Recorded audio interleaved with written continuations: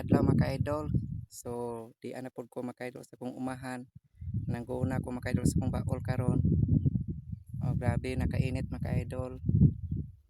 Oh, nya bintahan na lang pod mga idol kay adunay panahon nga mo landong bitaw kay adunay mga panganod mga idol nga sa kawanangan. Dili pareho kagapong adlaw mga idol nga grabe gyud to kainit kagapong adlaw walay pilok-pilok. Karon nabinta gamay kay mo init nya mo landong na sad mga idol. Yan. So mo ni mga idol akong sako magdagyo ko sako mga idol sa panahon nga mag-uuna ko kay kini ako mga ginunahan mga idol ng mga sagbot ako ang ipang sulod og anam diri sa kong sako tapos ilabay mga idol para limpyo gid siya mga idol ba.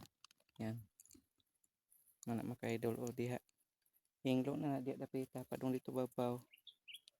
Yan diri na pud ko dapita mga idol dinhi kana na area hanto dito sa babaw